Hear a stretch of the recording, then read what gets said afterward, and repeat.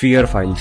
हम सब ने ये फियर फाइल्स नाम का एक जी टीवी पे आने वाला शो ज़रूर देखा होगा और बचपन में ये शो देख के हमें पता चला था कि डर की एक सच्ची तस्वीर क्या होती है, जो इस शो की एक टैगलाइन थी।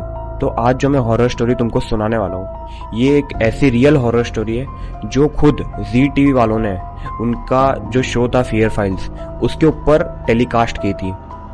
और शायद ये स्टोरी सुनते सुनते तुम में से काफ़ी लोग इसको गैस भी कर लो कि कौन सी स्टोरी थी, और इसका एपिसोड नंबर कमेंट में बताना अगर तुम इसे गैस कर लो तो स्टोरी स्टार्ट करते हैं। तो ये स्टोरी जो है ये एक बिहार के छोटे से आइसोलेटेड गांव की स्टोरी है, जहाँ पे एक सरपंच था और वो सरपंच काफ़ी पावरफुल था उसके गांव में।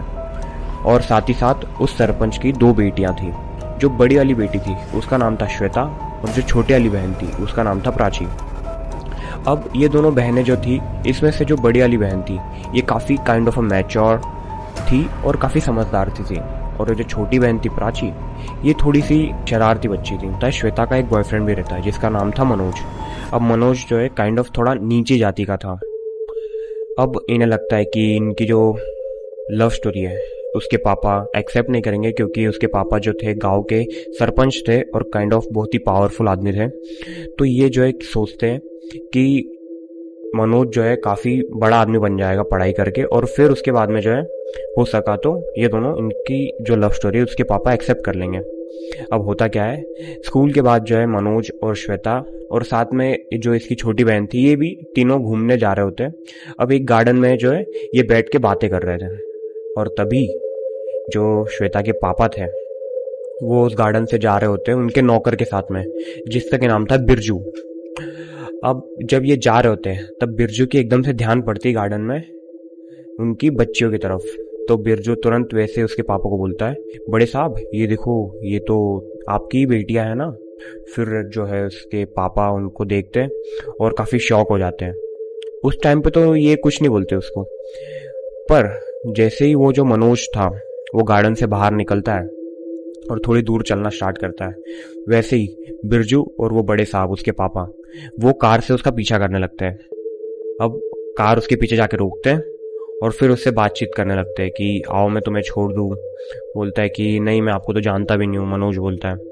तो फिर वैसे ही ये बोलता है सरपंच की, अरे यार तुम तो हमारी बेटी के काफ़ी करीबी दोस्त हो। मनोज ये सुन के फिर गाड़ी में बैठ जाता है उनकी, और फिर वो उनसे पूछने लगता है कि और बताओ तुम्हारे पापा क्या करते हैं। तो ये बोलता है कि मनोज बोलता है मेरे पापा तो 5 साल पहले ही गुजर चुके हैं। तो फिर ये सब बातें करते करते वो तब जो है अब श्वेता के पापा जो है बिरजू को बोलते हैं अब के रिश्ते ढूंढना चालू करना पड़ेगा, श्वेता काफ़ी बड़ी हो गई है, अब उसकी शादी करनी पड़ेगी।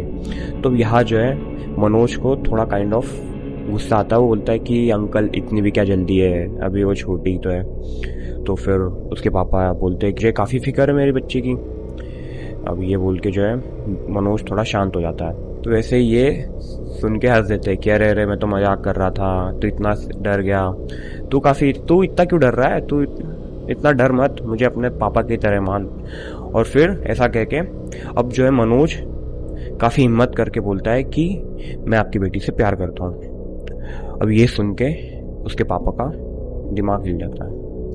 अब वो क्या करते हैं ना, बंदे बुलाते हैं, बिरजू को बोलते गाड़ी साइड में लगा, और मनोज को जो है जंगल में ले जाते हैं और वहाँ फिर उसको पकड़ लेते हैं और बोलते हैं हाँ बोल, क्या बोल रहा था।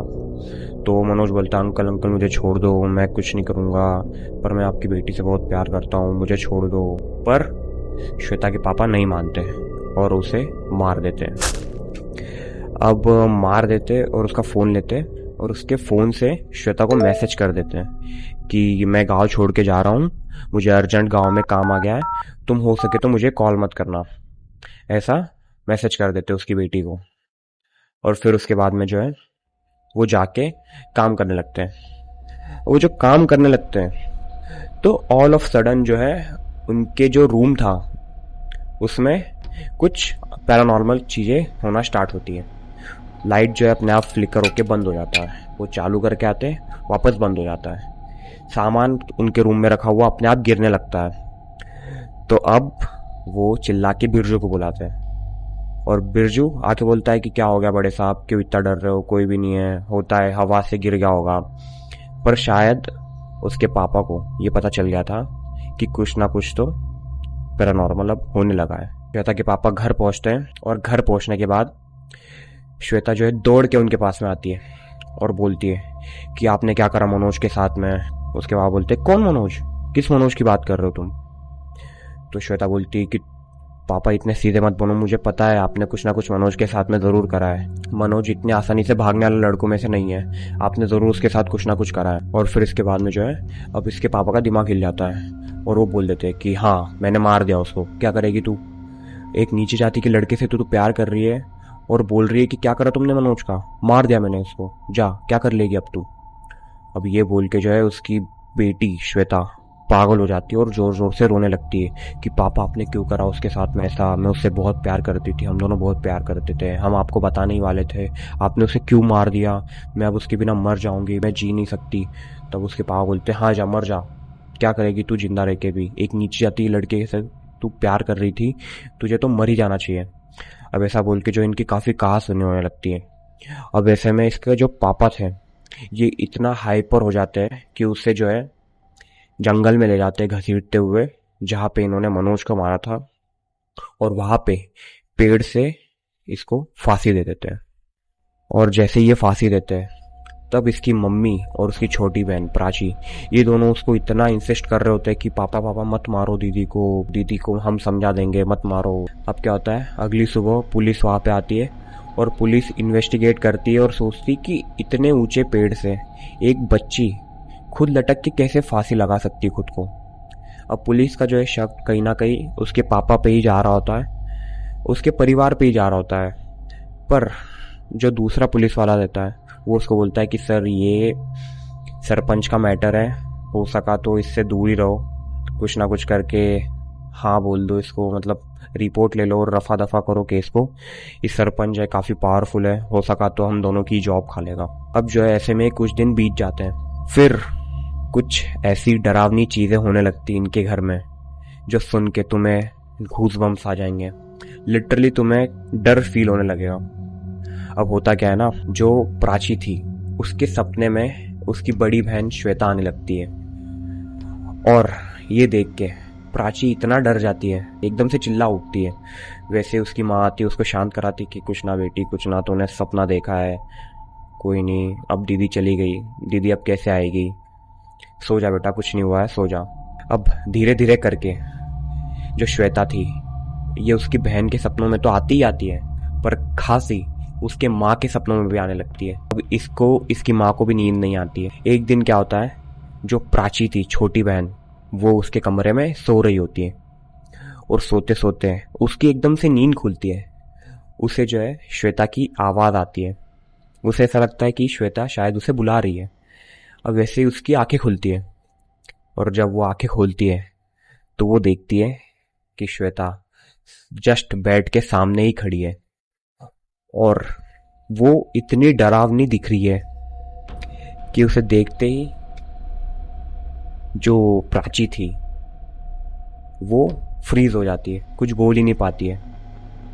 और जैसे ही वो चिल्लाने लगती है वैसे ही जो श्वेता थी, श्वेता की आत्मा जो थी वो प्राची के अंदर घुस जाती है और प्राची के अंदर घुसते ही वो जाती है उसके पापा के पास में और पापा के पास में जाती ही बोलती है कि मुझे बदला चाहिए मेरी बहन का, तूने मुझे मारा है।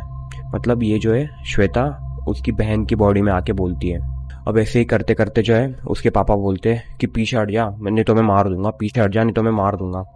अब वैसे ही पीछे हटते हटते इसके पापा के हाथ में आ जाती है पिस्टल और वो पॉइंट कर देते प्राची की तरफ और बोलते पीछे हट जा नहीं तो मैं मार दूंगा, पीछे हट जा नहीं तो मैं मार दूंगा। ये वो 2 से 3 बार बोलते हैं, पर जो श्वेता थी वो रुकती नहीं है, वो चलते चलते एकदम पास में आ जाती है उसके पापा के और उसको गले से पकड़ लेती है। वैसे ही उसके पापा जो है इसको भी शूट कर देते हैं। अब जब इसको भी मार देते हैं तब इसकी माँ बोलते पागल हो जाती है एक तरीके से कि तुमने ये क्या करा, दोनों बेटियों को मार दिया अपनी, तुम कैसे बाप हो, तुम्हें इतना भी नहीं पता चल रहा है कि तुमने अपनी दूसरी बेटी को भी मार दिया। पहली बेटी को तो तुमने मार ही दिया था, अब तुमने दूसरी बेटी को भी मार दिया, दोनों बेटियों को मार दिया तुमने।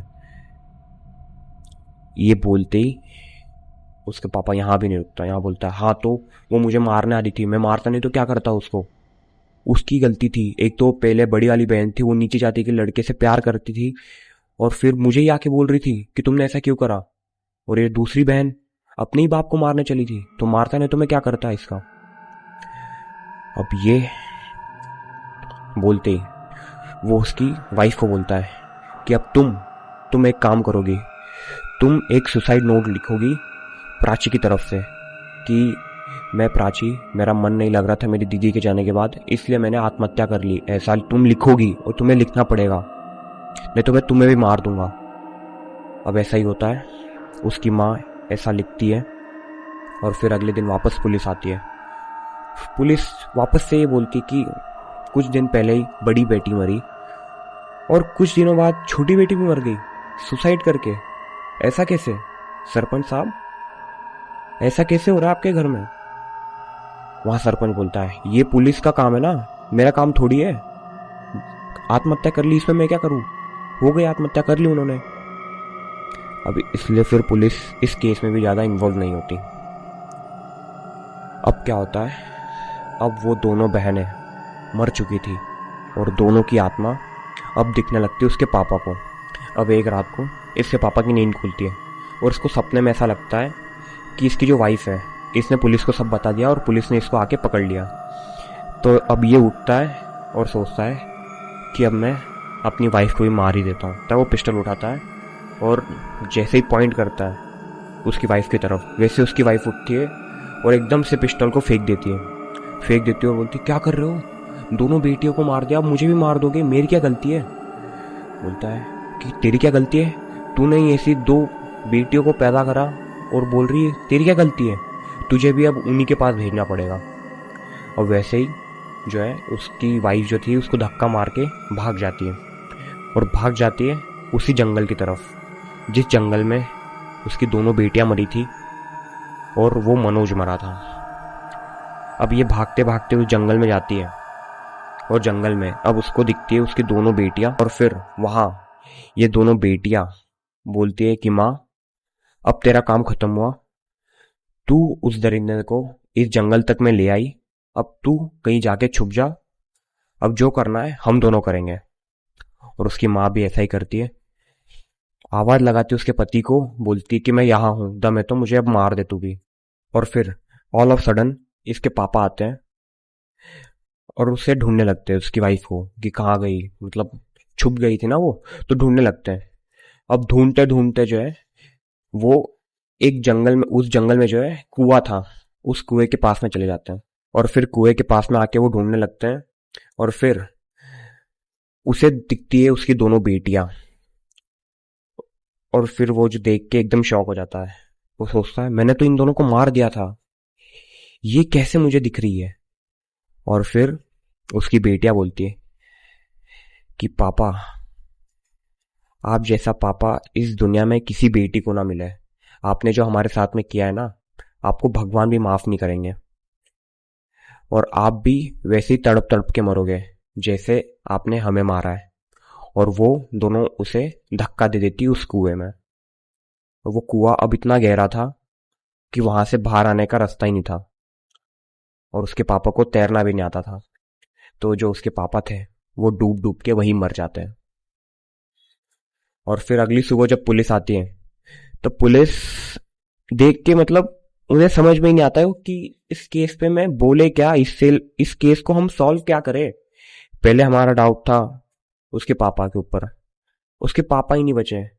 मम्मी से पूछते तो मम्मी पागल हो गई थी, बचा कौन, दोनों बेटियां थी, दोनों बेटियों ने सुसाइड कर लिया। तो ये केस को जो है क्लोज कर दिया जाता है और तभी फिर जी प्रोडक्शन वाले इसके ऊपर एक एपिसोड बनाते हैं। और अब तक शायद आपने इस एपिसोड को गैस कर ही लिया होगा। अगर आपने गैस कर लिया है तो कमेंट में जरूर से बताना और आपको ये स्टोरी सुन के कैसा लगा वो भी बताना। और ऐसे ही इंटरेस्टिंग स्टोरीज के लिए चैनल को कर दो सब्सक्राइब। मिलते हैं आपसे नेक्स्ट वीडियो में, तब तक के लिए पीस आउट।